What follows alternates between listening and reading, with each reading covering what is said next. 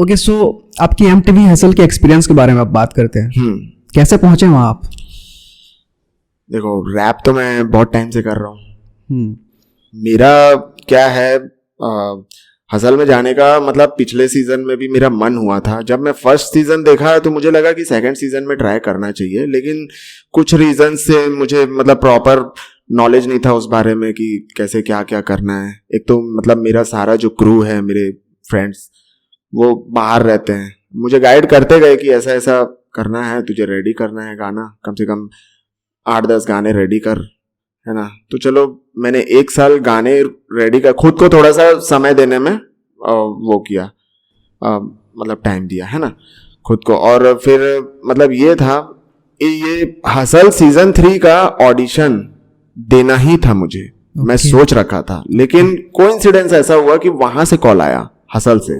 ये मतलब मेरे लिए मतलब एक बहुत ही खुशी का बात था कि मतलब ऑल ओवर छत्तीसगढ़ में मेरे पास उन्होंने कॉल किया। हम छत्तीसगढ़ से 4 लोग गए थे, लेकिन उन 4 में से एक मैं भी था जिसमें मेरे पास कॉल आया और उन्होंने बोला कि हम आपकी प्रोफाइल देख रहे हैं, आपका वर्क अच्छा है, आप ऑडिशन दो करके। मैंने ऑनलाइन ऑडिशन दिया, मैंने वीडियो सेंड किया उनको और मेरा सिलेक्शन हुआ। उसमें मुझे कलकत्ता बुलाया गया, जहाँ पे MC हिम, EPR, करण कंचन, इन लोगों से मिलने का मौका मिला मेरे को। वाह, मतलब मेरे लिए तो बहुत ही, उस टाइम मैं क्या बताऊं कि मतलब मैं जिन आर्टिस्ट को एक समझ रहे हो टीवी पे, यूट्यूब पे अपन देख रहे हैं, बड़े आर्टिस्ट, है ना, और जिनका MC हिम का तो मैं बचपन से फैन हूँ। मतलब 2011-12 में जब हम उसके गाने सुन के हम रैप करना सीखते थे, उसके जैसा गाने का ट्राई करते थे, उसकी आवाज में गाने का ट्राई करते थे।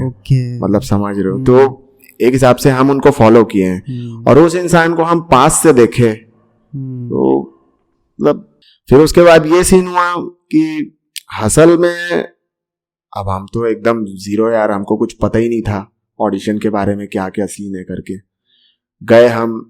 मेरा विश से मुलाकात हुआ। विश जो मतलब अभी हसल का कंटेस्टेंट था वो, है ना, मतलब काफी मतलब 7-8 हफ्ते मतलब वो रहा है उसमें एपिसोड वो सीजन में, है ना। तो जो विश लोग जानते हैं उसको, क्योंकि हसल जो कोई देख रहा है वो हर कोई विश को तो जरूर जानता है ना। तो क्या है, हमारी दोस्ती हो गई वहां पे, हम लोगों ने साथ में जैमिंग किया और विश ने मेरे को ये भी बोला कि ब्रो, जैसे अगर हमारा सिलेक्शन हो जाता है तो मुंबई में हम साथ में एक ही रूम में रहेंगे। हाँ, क्योंकि मतलब ये चीज मेरे लिए अच्छा था। तो मेरा तो हुआ नहीं सिलेक्शन, कुछ कमी होगी मेरे में, लेकिन अपने भाई विश का जरूर हो गया, है ना। और उसने कॉल करके मुझे बताया कि मुझे टेलीफोनिक इंटरव्यू आया था। इंटरव्यू खैर मेरा भी हुआ था, लेकिन उसका क्या है, सिलेक्शन इंटरव्यू हुआ था। ये चीज तो मुझे सुन के मतलब बहुत खुशी हुई। और हाँ, एक चीज और, जब मैं बाहर गया तो मैंने देखा कि मतलब कंपटीशन बाहर है यार, रियल। छत्तीसगढ़ में नहीं है, छत्तीसगढ़ में कुछ नहीं है ब्रो। कंपटीशन जो बोलते हैं, जो रियल रैप, रियल आर्टिस्ट, मतलब मैं वहां देखा लोगों के साथ उठना बैठना, जैमिंग सेशन, समझ में आया कि यार अगर कुछ करना है ना तो अपने को निकलना पड़ेगा। घर से बाहर कदम रखोगे तभी समझ पाओगे कि मतलब एक्चुअल चीजें क्या है करके। सो एक रैप आर्टिस्ट को MTV हसल में क्या सीखने को मिलता है? MTV हसल में बहुत कुछ यार, बेसिक से लेके हर एक चीज। MTV हसल मतलब बहुत ही बेस्ट प्लेटफॉर्म है रैपर लोग के लिए। और कभी ऐसा टाइम था जब 2G का टाइम था, 3G का टाइम था, तो उस टाइम पे हम सोचते थे कि मतलब रैपर्स के लिए एक रियलिटी शो होना चाहिए, जैसे सिंगर्स के लिए इंडियन आइडल, सारेगामापा, डांसर्स के लिए dance plus, India's got talent, ऐसा एक मतलब पर्टिकुलर रैप के लिए एक होना चाहिए रियलिटी शो। और जब हसल आया, लगा कि यार वाकई में मतलब हमारा भी वैल्यू हुआ, रैपर्स को लोग सुन रहे हैं, समझ रहे हैं।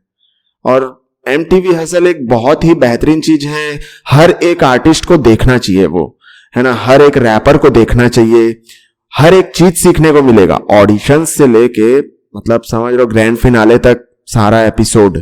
अगर पर्टिकुलर एक इंसान जो रैप करना चाहता है वो अगर उस सारे एपिसोड को देख लेगा तो मतलब समझो, अगर मैं तो ऐसे बंदों को भी देखा हूं जो सिर्फ इंटरेस्ट लेते हैं, रैप करना नहीं चाहते हैं, रैप ना तो करें कभी, वो लोग भी हसल देख के रैप मतलब करने लगते हैं।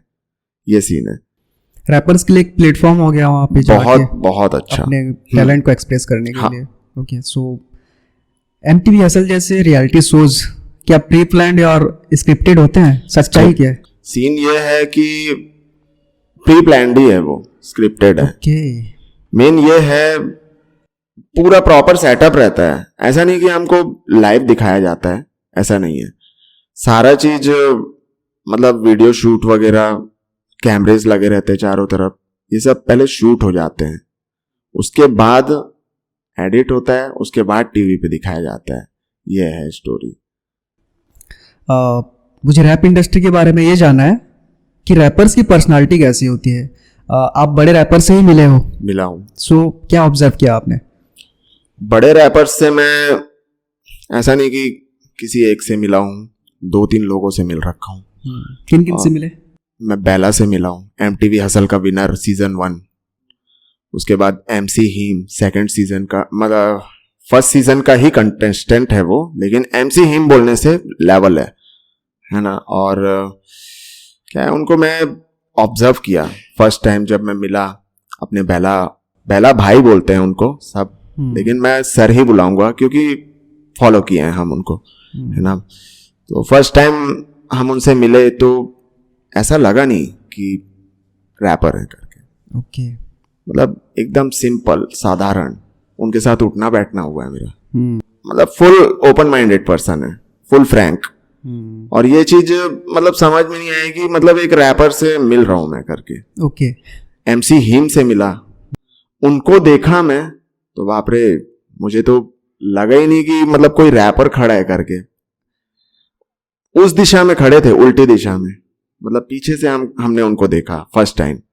हॉल पे खड़े हुए थे कलकत्ता में जब, तो हम मतलब नॉर्मल वॉशरूम का रास्ता पूछने के लिए हम उनको बोले कि भैया, तो जब वो पलटे बाप रे, मैं बोला हे भगवान, MC हीम, मैं आपका बहुत बड़ा फैन हूं। मेरे मतलब गूज बम्प्स आ गए थे उस टाइम पे, है ना। और फिर मतलब हमारी बातें हुई उनसे, और लगा नहीं कि कोई रैपर खड़ा है, या फिर मैं अब नॉर्मल बातचीत भी कर रहे हैं तो ऐसा लगा जैसे नॉर्मल किसी इंसान से बात कर रहा हूं मैं, प्रोफेशनल से, किसी प्रोफेशनल से बात कर रहा हूं मैं लगा मुझे, लेकिन रैपर से बात कर रहा हूं बिल्कुल नहीं लगा। ओके, मतलब इतने प्यारे, sweet, down to earth person. हाँ, एकदम जमीन से जुड़ा। ये होना चाहिए, हर एक आर्टिस्ट में होना चाहिए। यही चीज ना इंसान को मतलब ऊपर तक लेके जाती है ब्रो।